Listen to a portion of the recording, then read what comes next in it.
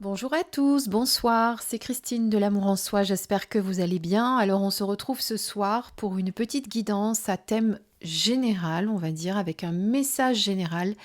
Ne vais pas faire ce soir un choix à 3 cartes ou 2 cartes, etc. Parce que je sais que généralement le vendredi soir, vous sortez, c'est la fin de la semaine, on a envie de sortir, de voir du monde, et vous n'êtes pas forcément connecté devant votre vidéo pour regarder mes guidances. Voilà.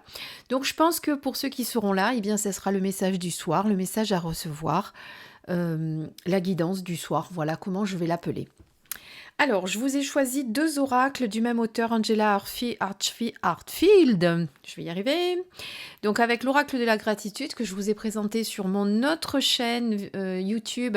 Je vous rappelle que maintenant, j'ai 2 chaînes. Une pour les guidances, c'est celle-ci où vous vous trouvez. La seconde, c'est le même début, c'est l'amour en soi par Christine, mais ça s'appelle Review.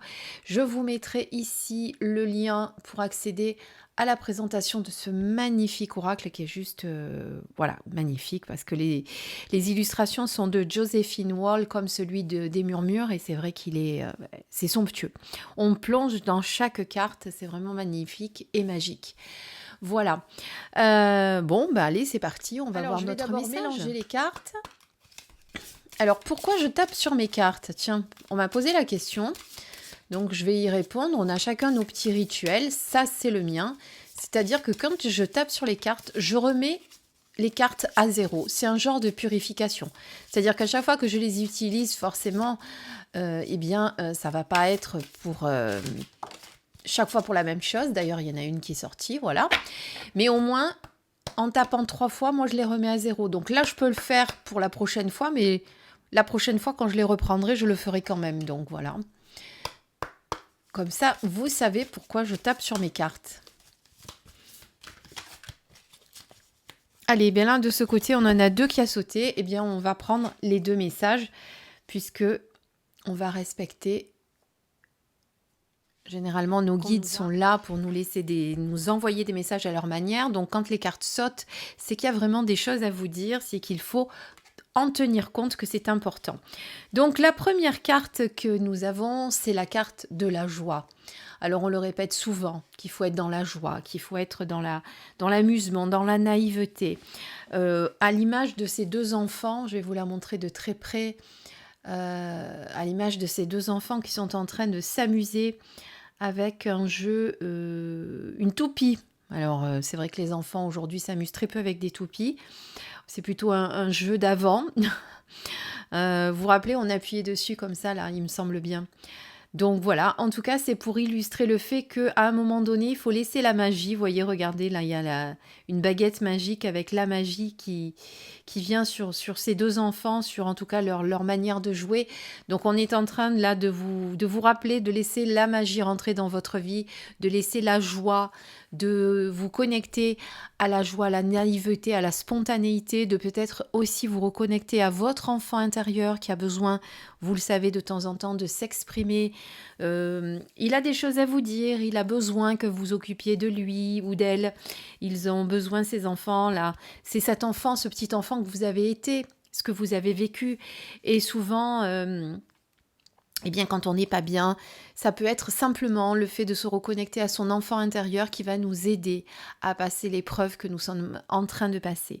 Voilà, en tout cas, cette carte, elle vous dit vraiment, allez, tu es dans la joie, quels que soient les soucis, les problèmes, tout ce que tu rencontres, essaye de les mettre de côté, essaye de faire taire ton ego, ton mental, et amuse-toi, prends du bon temps ce soir, profite de chaque instant, profite de l'instant présent.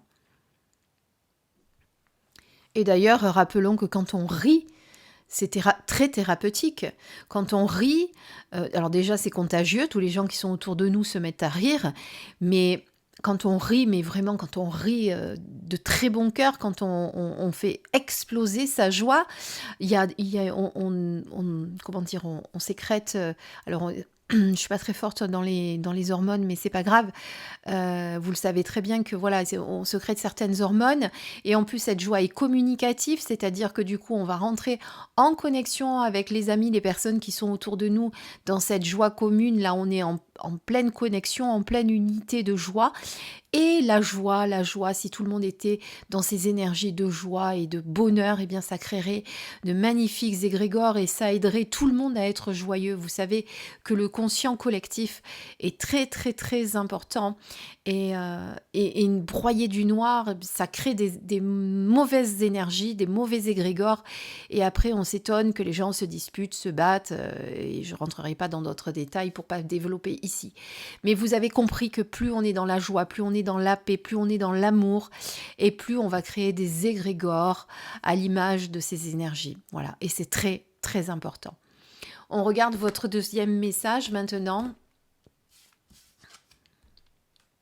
Larmes. Alors ça, c'est très marrant qu'on ait les deux qui soient sortis, aussi bien la joie que les larmes dans le même tirage. Alors les larmes, c'est une manière de nettoyer son corps, de libérer son corps, de libérer les émotions. Alors les larmes, on pense toujours à la tristesse, mais il n'y a pas que la tristesse dans les larmes.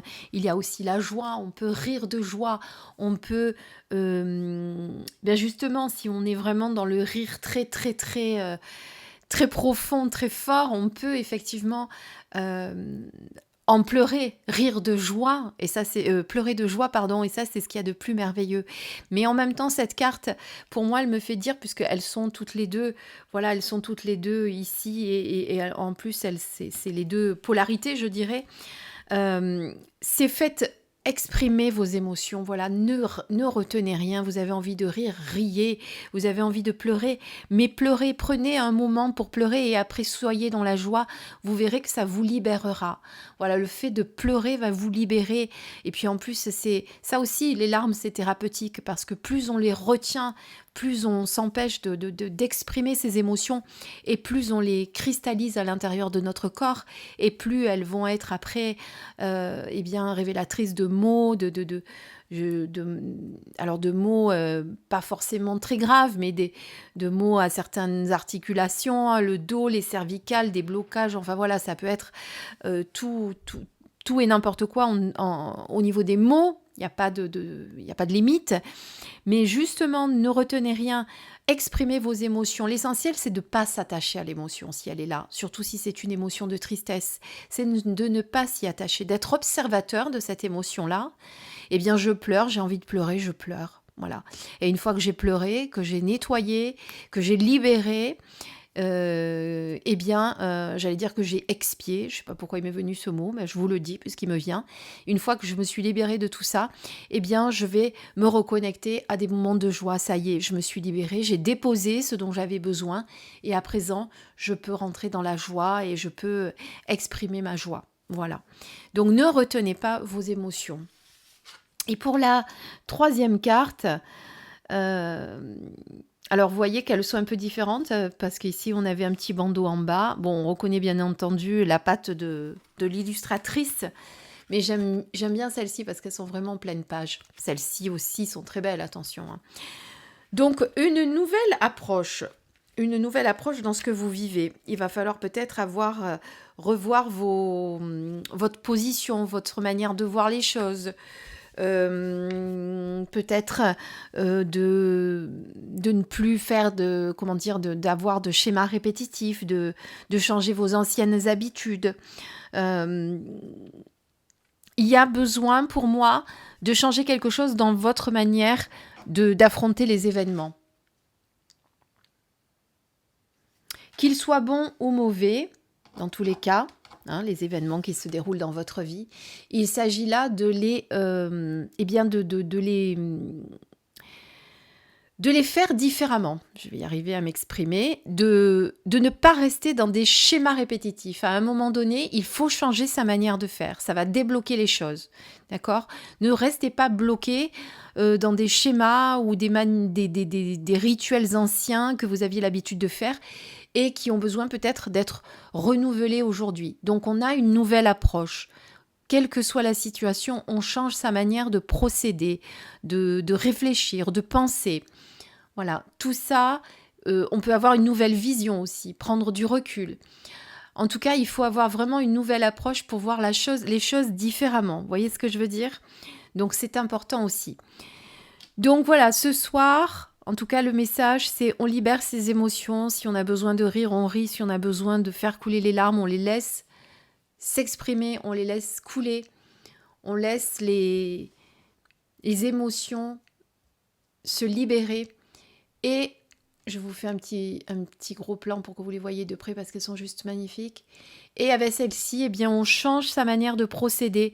On change son approche, son regard, son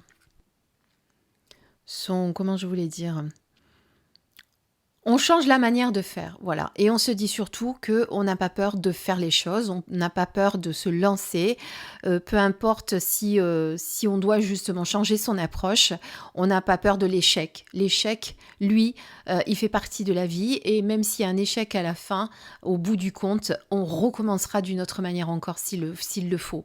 Voilà, mais ne partez pas avec l'échec en tête, parce que sinon, vous n'allez pas y arriver, d'accord? Au contraire, dites-vous qu'avec cette nouvelle façon de voir les choses, eh bien, cela va aboutir. Voilà. En attendant, j'espère que cette guidance du soir vous aura éclairé. Je vous souhaite une très très belle soirée. Profitez de ce week-end pour ceux qui ne travaillent pas. Je vous embrasse très très fort et bon courage à ceux qui bossent, évidemment. Bisous, bisous, mes belles lumières.